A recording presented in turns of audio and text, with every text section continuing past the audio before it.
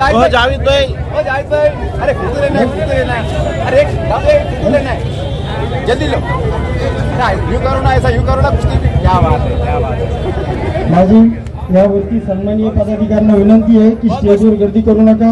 बहुत बहुत शुक्रिया। जे की पोस्ट अध्यक्ष आहे त्यांनी स्टेजवर थांबावं ही माझी सर्वांना विनंती आहे। स्टेजवर गर्दी करू नका।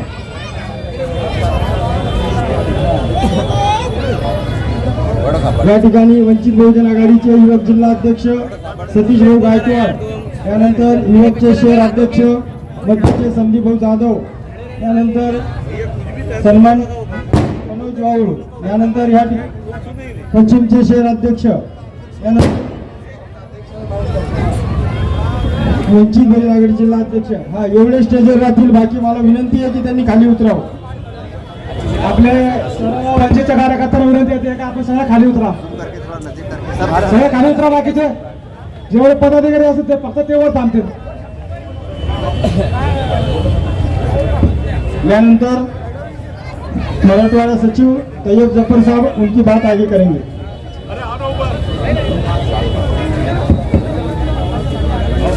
जो लोग पीछे गड़बड़ कर रहे हैं जुड़ जाए। हम लोग वापस से हमारा जलसा आने वाले मुस्तकबिल को लेकर है। ये लोग बैठ जाइए, बैठ जाइए, आप लोग बैठ जाएं, बैठ जाइए। मैं बात कर रहा था मुल्क के अंदर के मुद्दों की, और ये याद दिलाना चाह रहा था कि आप तमाम के इन मुद्दों में आपके कंधे से कंधा लगाकर, आपके हर दुख में, हर सुख में, हर मोड़ पर अगर कोई शख्सियत आपके साथ खड़ी थी तो आदरणीय प्रकाश अंबेडकर की थी।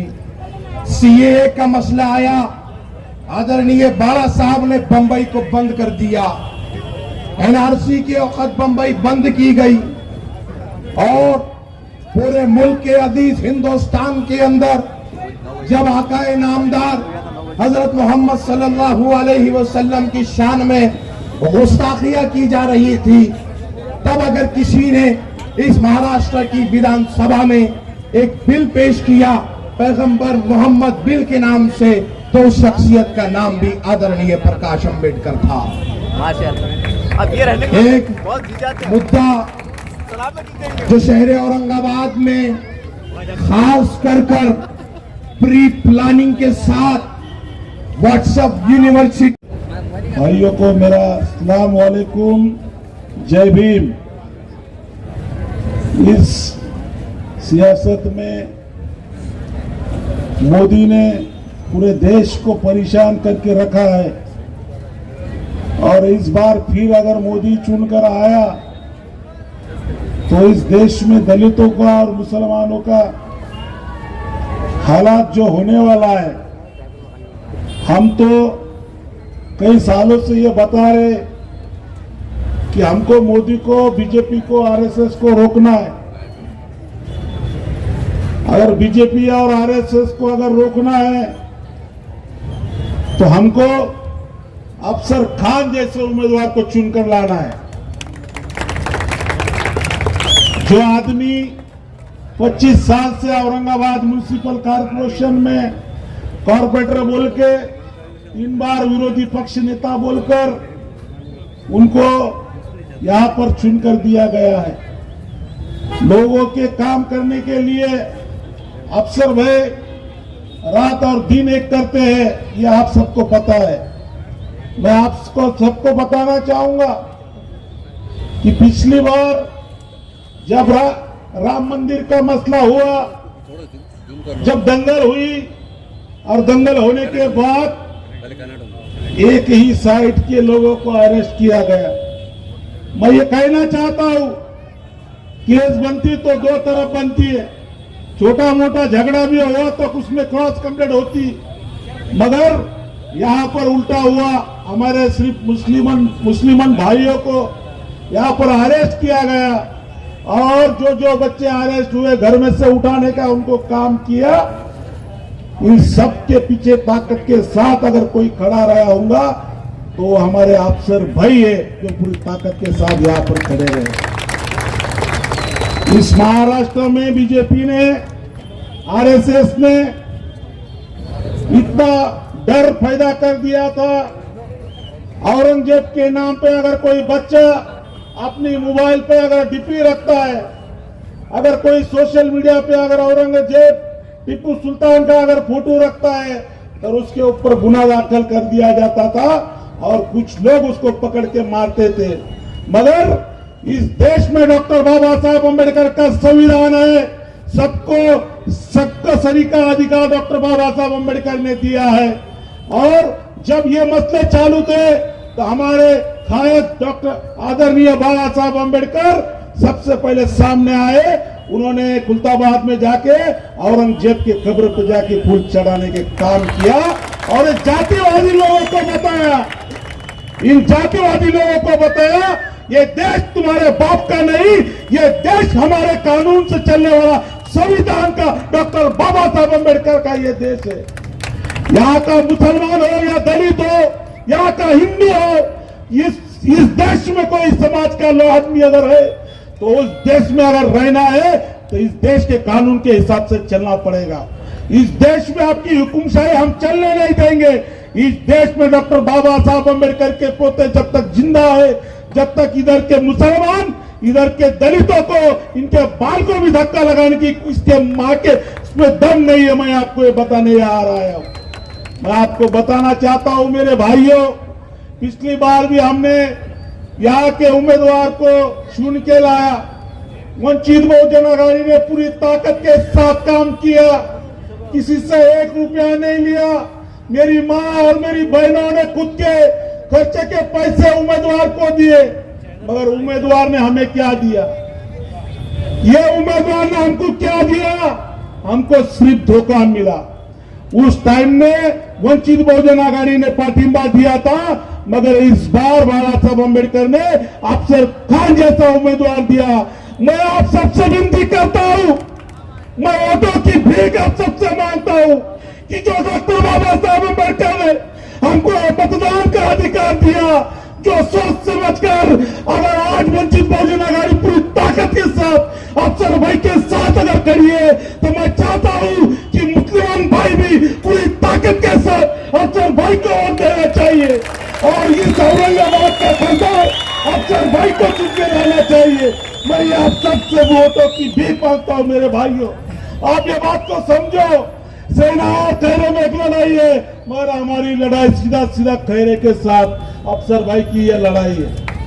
2-2.5 लाख मतदान दलितों का, ओबीसी का, बहुजनों का वोट अफसर भाई के पदरे में आया हुआ है। हम चाहते कि जो 2019 को हुआ, इस ताकत के साथ हमने काम किया, 2024 को भी हम उसी ताकत के साथ हम काम करना चाहते हैं। मैं चाहता हूं कि ये यहाँ के मुसलमान है या दलित मेरे भाई है, मेरा बहन है, इन पे कोई अन्याय अत्याचार अगर होता होगा तो वंचित बहुजन आघाड़ी सबसे पहले सामने खड़ी है। कुछ दिन पहले आप चाहते देखे होंगे कि इस महाराष्ट्र में दंगे करवाने की कोशिश की। हमारे इस महाराष्ट्र में राज ठाकरे नाम का आदमी, उसने कहा कि मस्जिदों के भोंगे बंद करो। अरे ये क्या किसी की बाप की जागीरदारी नहीं है? इस देश में डॉक्टर बाबा साहब अम्बेडकर का संविधान है और हम बाबा साहब अम्बेडकर सबसे पहले और उनके बेटे सुजात साहब अम्बेडकर रास्ते पे आए और उन्होंने बताया कि कौन माइका लाल है जो मस्जिद पे के भोंगे निकालने का काम करेगा। सबसे पहले हम रास्ते पे उतरेंगे और उनका विरोध करेंगे। ये हमने हर बार किया और पूरा एक दिन हमको जब हमने यहाँ पर आंदोलन किया तो हम सबको जेल में रखने का काम ये सरकार ने किया, मगर हम पीछे हटे नहीं।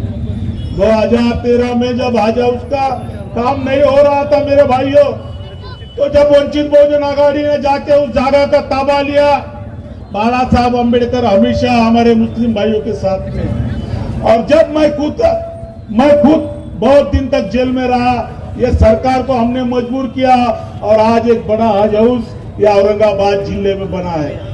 मैं आप सबसे यही विनती करने यहाँ आया हूँ कि अफसर भाई जैसा एक उम्मीदवार है जो लोगों के सुख में दुख में तुम्हारा सुख दुख सब समझता है, तुम्हारे साथ में रात में खड़ा रहता है, दिन में खड़ा रहता है, जब भी कोई मसले मसाले होते हैं तो हमारे साथ में खड़े रहने का काम हमारा अफसर भाई करता है। मैं जो डॉक्टर बाबा साहब अम्बेडकर के पोते आदरणीय बाला साहब अम्बेडकर, उन्होंने इनको सोच के समझ कर ये उम्मीदवारी दी है कि ये आदमी भागने वाला है, गरीबों के साथ में खड़ा रहने वाला है। मैं आप सबसे यही विनती करता हूँ कि आने वाले 13 तारीख को गैस सिलेंडर के सामने का बटन दबाइए। 4 नंबर का हमारा बटन है, 4 नंबर का बटन दबाकर अफसर भाई को लाखों के वोट से चुनकर लाइए। यही विनती मैं आप सबसे करता हूं और आपकी रजा लेता हूं। जय भीम। थँक्यू अमित भाऊ। यानंतर वंचित बहुजन आघाडीचे स्टार प्रचारक जावेद कुरेशी साहब अपने सामने बात रखेंगे।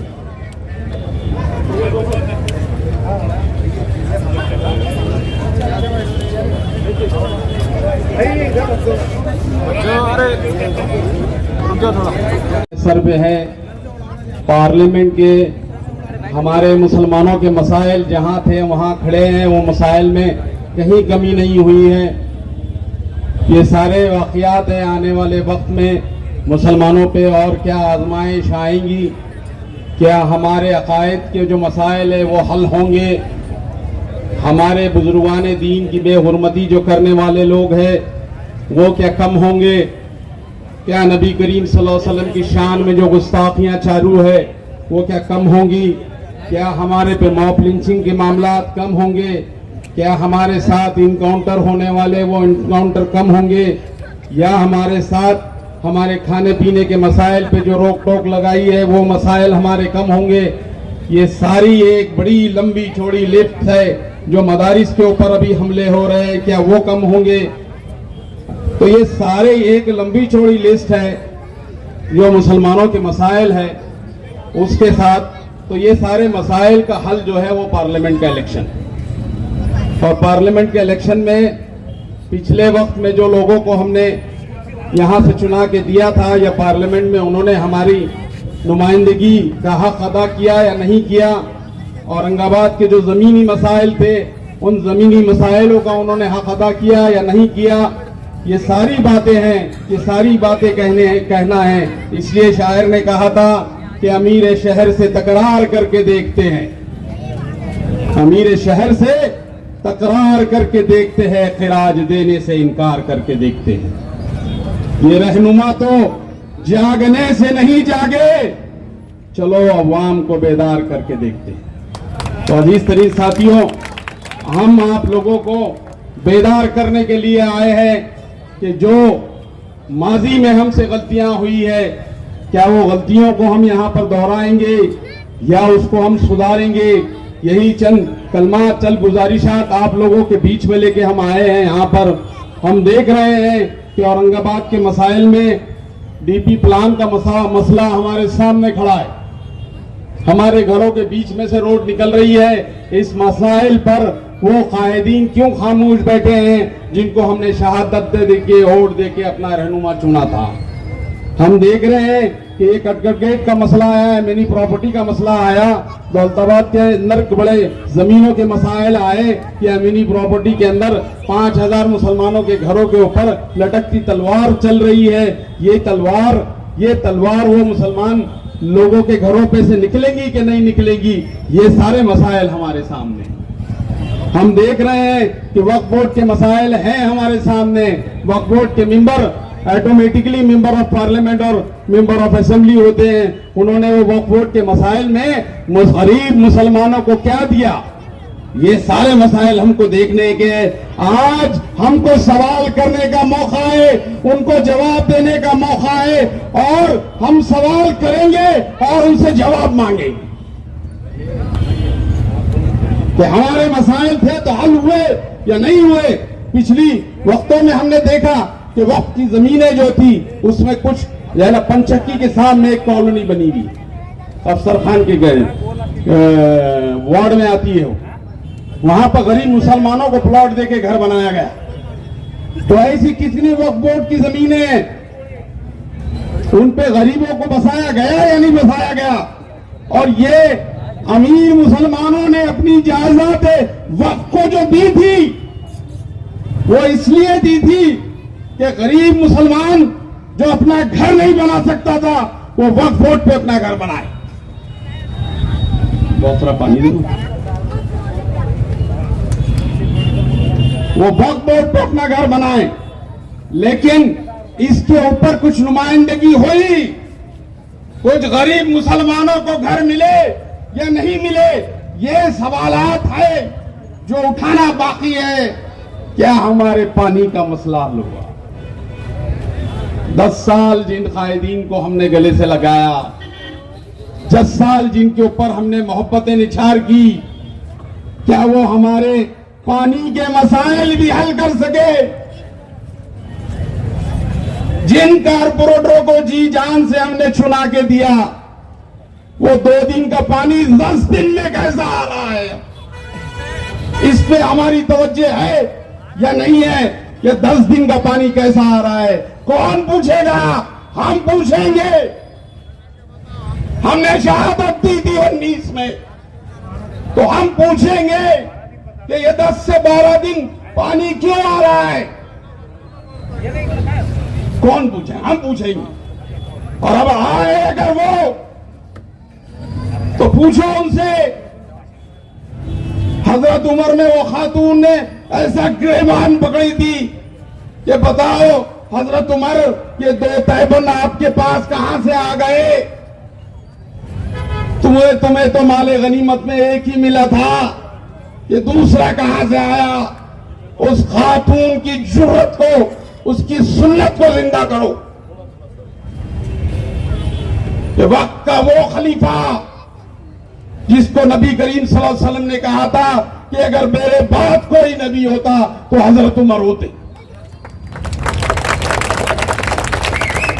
उस नबी को पकड़ने की जुर्रत एक मामूली खातून ने पैदा की थी।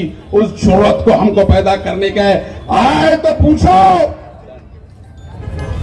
कि अमीनी प्रॉपर्टी का तलवार हमारे घरों पे क्यों लटकी है?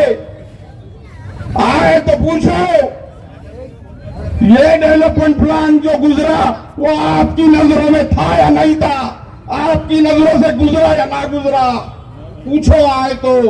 आए तो ये पूछो कि 2 दिन में जो पानी हमको 5 साल 7 साल पहले आता था, वो आज 12 दिन पहले 12 दिन के बाद क्यों आ रहा है? हम पूछेंगे। फिर हम पूछेंगे वो भी कि फसादात में तुम्हारा रोल हमारे साथ क्या था? हम तुम्हारे सगे थे या हम तुम्हारे सौतेले थे? कौन पूछेगा ये? क्या वो 30 शरारती आए थे यहां पर, वो तुम्हारे सगे थे या हम तुम्हारे सगे थे?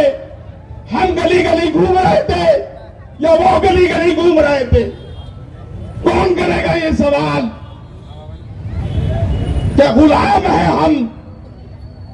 अगर सवाल नहीं कर रहे तो क्या गुलाम कौम की निशानी है हम? खुदा की कसम, हम गुलाम कौम की निशानी नहीं है। हम सवाल करेंगे, हम छोड़ेंगे नहीं। अगर मेरी बात आपको कहीं गलत लग रही तो वहां से खड़े रह के टोक देना कि जावेद कुरैशी झूठ बोल रहा तू, जावेद कुरैशी गलत बात कर रहा तू, वहां से ही रोक देना। कसम खुदा की, मैं अपनी कौम पे फख्र महसूस करूंगा कि पकड़ के मेरा गला कोई ने रोका तो सही। क्या था? हम ये राम मंदिर को सदियों से, यहां पर राम मंदिर की जब रामनवमी होती, सदियों से खिदमत अंजाम दे रहे हैं मुसलमान। कभी फसाद बर्पा हुआ?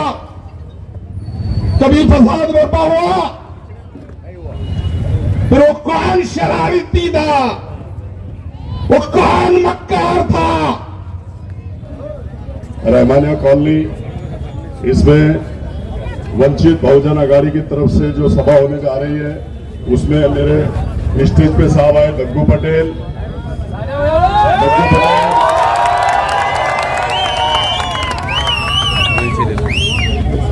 अशफाक पटेल, दग्गू पटेल और शबीर भाई, इन लोगों ने जो मुझे आकर स्टेज पे यहाँ पर साथ दिया, मेरे साथ आए, उनका मैं तहे दिल से शुक्रिया अदा करता हूँ। और आज यहाँ जो सभा होने जा रही है, तमाम मेरे नौजवान साथी, बुजुर्गों, दोस्तों और मेरी पर्दानशीन माँ बहनें जो घर में सुन रही है, उनको मेरा प्यार भरा अस्सलाम वालेकुम। आप लोग उधर से आ जाओ भाई। और एक अब्बू बकर भाई, आज लोकसभा के इलेक्शन होने जा रहे हैं। ये देश के भविष्य की बात है। लोकसभा के अंदर प्रकाश अंबेडकर साहब ने जो मेरे ऊपर जिम्मेदारी दी है, और ये जिम्मेदारी मेरे ऊपर उन्होंने दी और मैं आप लोगों के ऊपर दे रहा हूं, क्योंकि आप लोगों को वोट करके लोकसभा में भेजना है। अमित शाह और मोदी के साथ आंखों में आंखें डाल के अफसर खान बात करेगा शेर बब्बर की तरह। जैसे आज कारपोरेशन के चुनाव बीजेपी से लड़ता है, वैसे अमित शाह और मोदी के साथ आंखों में आंखें डाल के बात करेगा और मुसलमानों के रिजर्वेशन की बात करेगा, मुसलमानों के हक की बात करेगा। आज आप देख रहे होंगे हिंदुस्तान के अंदर टोपी के नाम पे मारा जा रहा है, दाढ़ी के नाम पे मारा जा रहा है, मॉब लिंचिंग के नाम पे मारा जा रहा है। और मेरे कुरैशी बिरादरी, मेरे कुरैशी भाई जो गाड़ी में जानवर लेके आ रहे हैं, उनको रोक के विश्व हिंदू परिषद और बजरंग दल और आरएसएस रोक के उनके जानवर छीन ले रही है और उनको मार के और जानवर उठा के गौशाला में डाल दे रही है। अरे विश्व हिंदू परिषद, बजरंग दल, आरएसएस तुम्हारे बाप का राज नहीं है। अब अफसर खान तुम्हारे टक्कर देने के लिए आ रहा है। और आपने देखा होगा कि वो राज ठाकरे कहता है कि मस्जिद पे से भोंगे उतार दूंगा। अरे अब अफसर खान आ रहा है हिंदुस्तान के अंदर। राज ठाकरे, तेरे में दम नहीं है, एक भी मच्छी पे से भोंगा उतार के बता, तेरे हाथ वहीं रख दूंगा। नहीं तो अफसर खान नहीं बोला। दूसरी बात, यहाँ का जो जावेद भाई आपने बोला कि शाहरुख खान, मैं बताता हूँ आपको, शाहरुख खान नहीं, वो शक्ति कपूर है। शक्ति कपूर है, वो नवनीत राणा को जवाब देता है। किसको देता है? एक लेडी नवनीत राणा को। और हैदराबाद के अंदर जो राजा सिंह है, वो हमारे हुजूर के शान में गुस्ताखी करता है। एक बार मुझे चुन कर दे दो, उसका जबड़ा चीर के उसकी जबान निकाल के कुत्तों को नहीं खिला दूंगा तो अफसर खान नहीं देंगे। एक बार चुन के दे दो। फिर आपने देखा होगा कि आज ये तरह तरह की बातें कर रहे हैं। एक मुसलमान के सामने मुसलमान को खड़े कर दिया गया। अरे मैं भी मुसलमान हूं और मैं घर में रह के दिल्ली में नहीं बोलता, मैं घर में है तो घर में बोलता हूँ, ऑफिस में तो ऑफिस में बोलता हूँ, और चौरस्ते पे खड़ा है तो चौरस्ते पे खड़ा रहता हूँ। तेरे जैसा झूठा मक्कार नहीं है, तू मक्कार भी है और झूठा भी है। आपने देखा होगा कि ये बोल रहे हैं कि अफसर खान गिराने के लिए खड़ा है। इनकी जो झूठी बातें, मक्कार की बातें चल रही है, मैं आप लोगों को बता दूं, अगर इसको गिराना होता तो मैं 2019 में खड़ा रह के इसको गिरा देता था, जीत के आने नहीं देता था। लेकिन अब 2024 में प्रकाश अंबेडकर साहब ने मुझे वंचित बहुजन आघाड़ी का टिकट दिया। इसके लिए मैं डंके की चोट पे 2 लाख वोट उनके और मुसलमान भाइयों ने मेरे 1.5 से 2.25 लाख वोट दे दिया। तो अफसर खान डंके की चोट पे जो आज शहर में काम करता है, पूरे देश में मुसलमानों के लिए, दलित समाज के लिए और हर समाज के लिए काम करेगा।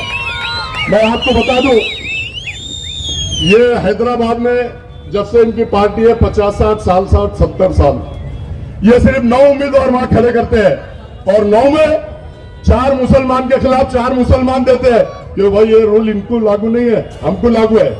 मुनाफिकिन ये है, हम नहीं। हम तो डंके की चोट पे बात करते हैं, कौम और मिल्लत की हित में बात करते हैं। इन्होंने ये अपने वर्ल्ड फेमस अजहरुद्दीन को गिरा दिया, शब्बीर अली को गिरा दिया और इन्होंने और 2 मुसलमान को। अब एक भी मुसलमान हैदराबाद में नहीं आया भाइयों, तो किसकी वजह से नहीं आया? बोलो, किसकी वजह से नहीं आया? अतीक ये और यूपी में जाके इन लोगों ने 100 सीट लड़ाई। यूपी में जाके इन्होंने 100 सीट लड़ाई और हैदराबाद में 9 सीट लड़ाते। चलो तुम ठीक है, अगर यहां 100 सीट अगर तुम यूपी में जाके लड़ा रहे हैं और वहां पे योगी को तुम जिता रहे हैं, तो अखिलेश यादव अगर आता तो मैं आप लोगों से सवाल करता हूं और पूछता हूं, क्या मुख्तार अंसारी मरता था? क्या अतीक अहमद मरता था? क्या अशरफ अहमद मरता था? क्या अतीक का बेटा मरता था? ये लोगों ने 100 सीट देके और एक, आप देखो वीडियो पे, लोकसभा के अंदर इनके नाम से आंसुओं से रो रहा था, चिल्ला रहा था वो योगी। आज योगी को इख्तियार पे लाने का काम इन लोगों ने किया। अब इन लोगों की जगह बताने का काम आपको और हमको मिलकर करना होगा और आप लोगों को मुझे लोकसभा में भेजना होगा। और फिर देखो योगी पे भी जो बात करूंगा लोकसभा के अंदर करूंगा, मोदी पे भी जो बात करूंगा लोकसभा के अंदर करूंगा, और अमित शाह तेरे भी दिन भर गए। तू बढ़ के एनआरसी लाऊंगा, सामान्य नागरिक कानून लाऊंगा। अरे तूने ये जो सभा के अंदर थे, तूने औरंगाबाद का नाम बदलने की बात किया, इन लोगों ने आवाज नहीं उठाई। तूने संविधान बदलने की बात कर रहा है, तू एनआरसी लाने की बात कर रहा है। अफसर खान में आ रहा है, तेरा बाप एनआरसी नहीं जाएगा, मेरा चैलेंज है। एनआरसी कानून आने नहीं दूंगा मैं। दूसरी बात आपको बता दूं कि मोदी कहता है कि मैं इस देश का संविधान बदल दूंगा, इस देश में सामान्य नागरिक कायदा लाऊंगा। अरे मोदी, जब तक प्रकाश अंबेडकर साहब इस महाराष्ट्र में और देश में, तेरे बाप में भी दम नहीं है कि संविधान बदल के बता। ये भारत रत्न डॉक्टर बाबा साहब अम्बेडकर ने हमको संविधान दिया, और ये देश पूरा संविधान की तरह चलता है। अगर तेरे को जितना अधिकार और हक है मोदी यहाँ रहने का हिंदुस्तान में, तो उतना का अफसर खान को भी है, जावेद कुरैशी को भी है, अमित भुईगढ़ को भी, आज तमाम लोगों को है। और मोदी और अमित शाह, तू इस तरह की अगर बातें करेगा तो प्रकाश अंबेडकर साहब अकोला से चुन के आ रहे हैं और औरंगाबाद शहर से अफसर खान जा रहा है। ये दो अफसर खान, उनका सिपाही आंखों में आंखें डाल के बात करेगा और संविधान बदलने नहीं देगा, ऐसा मैं आप लोगों से वादा करता हूं। बस एक बार मैं आप लोगों को बताता हूं कि एक बार, अरे यार, तुमने उनको दो बार उनकी झोली भर दिया। भरा कि नहीं भरा झोली? झोली भरा ना? मैं भी आप लोगों के सामने यार झोली पसारता हूं। एक बार मेरी झोली भर दो यार। दलित समाज तो पूरी झोली भर रहा है 2 लाख रुपए से। आप लोग भी एक बार मेरी झोली भर दो, और फिर देखो हिंदुस्तान में किसी माई के लाल ने वो बच्चे पैदा नहीं करी कि जो ख्वाब और मिल्लत पे जुल्म और अन्याय अत्याचार करे। एक बार मेरी झोली भर दो, और उसके बाद देखो विश्व हिंदू परिषद, बजरंग दल और आरएसएस और ये बीजेपी को मैं कैसे नंगा नाचना चाहता हूं। मैं आप लोगों से वादा करता हूं कि एक बार मेरी झोली भरो, उसके बाद देखो हिंदुस्तान के अंदर अफसर खान की आवाज जैसे यहाँ के सभागृह में गरजती, आप लोगों के लिए वैसे गरजेगी। और मैं आपको बता दूं कि ये लोग सिर्फ बातें करेंगे, अफसर खान के बारे में बुरा बोलेंगे। अरे अभी ईसा यासिर ने बताया, अफसर खान तो एक्टर है। अफसर खान अपना डांस अपने बर्थडे पे करता है, अपने बच्चे की शादी में करता है, और ये जिनने शक्ति कपूर को तुमने चुन के दिए, वो 2 लड़कियों के साथ डांस करता है, 2 लड़कियों के साथ डांस करता है, और कहता है कि मैं एक ही टाइम में 2 लड़कियों को डेट कर रहा था। अरे तू 2 लड़कियों को डेट कर रहा, शर्म तो कर, तू शहर का खासदार बना हुआ है ना, शर्म कर जरा। एक को लेकर पिक्चर में चले गया, दूसरी को मालूम हुआ, वो भी वहां आ गई। अब उसके बाद क्या हुआ मैं नहीं बता सकता आपको। अरे मैं बताता ना, चप्पलों से मारे ना तेरे को, चप्पला कहा गया तूने लेडीज की। तेरी हैसियत और औकात वही है शक्ति कपूर, तेरी हैसियत और औकात वही है। अफसर खान तो डंके की चोट पे बात करता है, और जब किरारपुर में जब दंगल हुई, दंगल होने के बाद में तू बोल रहा था कि तुमने गलत काम किया, इन पे कोमिंग ऑपरेशन करो, गलत कार्रवाई करो, इनको बचाने के लिए कोई आएगा नहीं। टाइगर अभी जिंदा है बेटे, टाइगर अभी जिंदा है, टाइगर जिंदा है। और तू इंडिया टीवी पे बोलता है, नेशनल चैनल पे बोलता है कि ये नेशनल चैनल पे तू बोलता है कि इन्होंने हिंदू मुस्लिम ने सौरभ ये झगड़ा नहीं किया।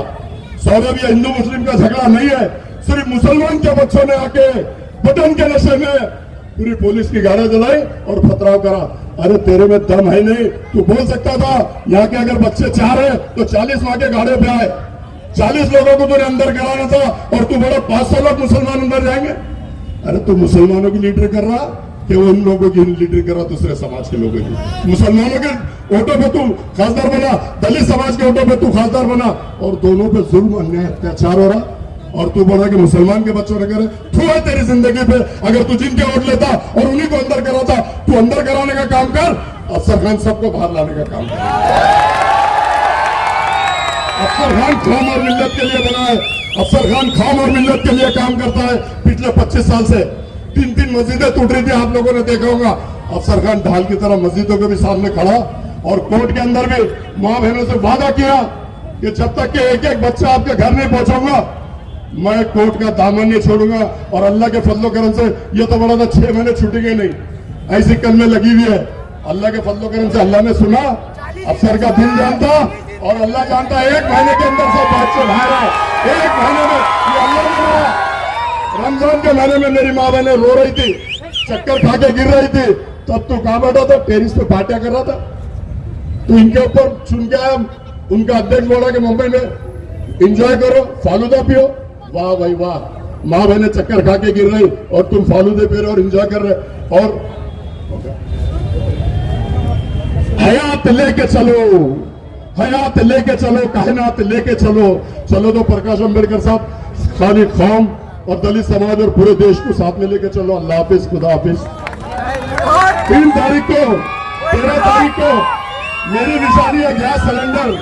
आप लोगों को फजर पढ़ना है, अल्लाह का नाम लेना है, बिस्मिल्लाह बोलना है और 4 नंबर बटन ऐसा दबाओ, एक एक बटन दबेगा तो उनके मुंह पे अफसर खान जाके जूता मारेगा। ऐसा मैं कहता हूँ, एक एक बटन दबाओ। बटन नंबर 4, बटन नंबर 4 इतनी ताकत से दबाओ तो उनके मुंह पे एक एक जूता अफसर खान जाके मारेगा। ऐसा मैं कहता हूँ। अल्लाह हाफिज, खुदा हाफिज।